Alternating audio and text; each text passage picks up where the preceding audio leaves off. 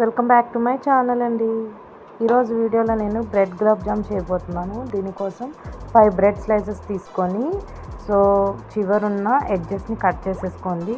Cut చేసుకున్న తర్వాత వాటిని ఇలాగా పక్కకు తీసేసుకొని మొత్తం ఎడ్జెస్ కట్ చేసుకోవాలి బ్రౌన్ని. ఇప్పుడు ఈ 5 బ్రెడ్ పీసెస్లో నేను థిక్ మిల్క్ అయితే యాడ్ చేస్తున్నాను. ఇలా మిల్క్ యాడ్ చేసుకొని ఏదైనా స్మాష్ అవుతుందో ఇలా స్మాష్ చేసుకోండి.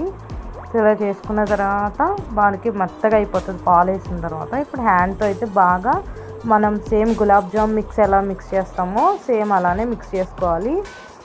ఇలాగా మనకి ఇలా బాగా పేస్ట్ అయిపోవాలన్నమాట.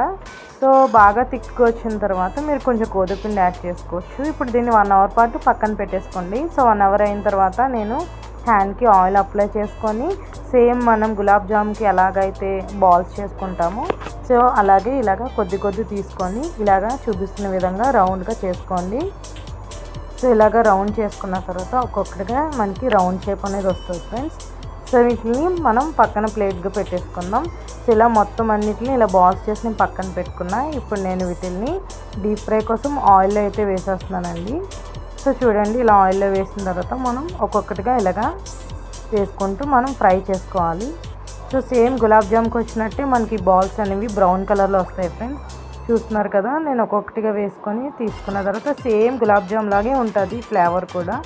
ఇప్పుడు నేను వీటిని షుగర్ సిరప్ కోసం షుగర్ వేసుకొని 1 కప్ షుగర్ ఇంకా 1 కప్ వాటర్ వేసుకొని బాయిల్ చేసుకుంటున్నానండి. స్టిర్ చేసుకోవాలన్నమాట షుగర్ సిరప్ కోసం.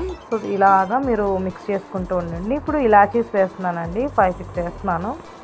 ఇప్పుడు ఇలాచీస్ వేసిన తర్వాత మనకి ఒకసారి మళ్ళీ బాగా మిక్స్ చేసుకోండి, ఆ షుగర్ అంతా మెల్ట్ అయ్యే వరకు.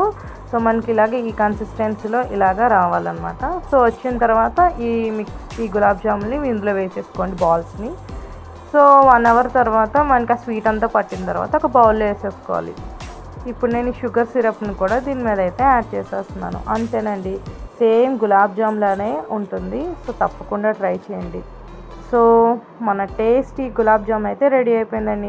తప్పకుండా ట్రై చేయండి. బాయ్.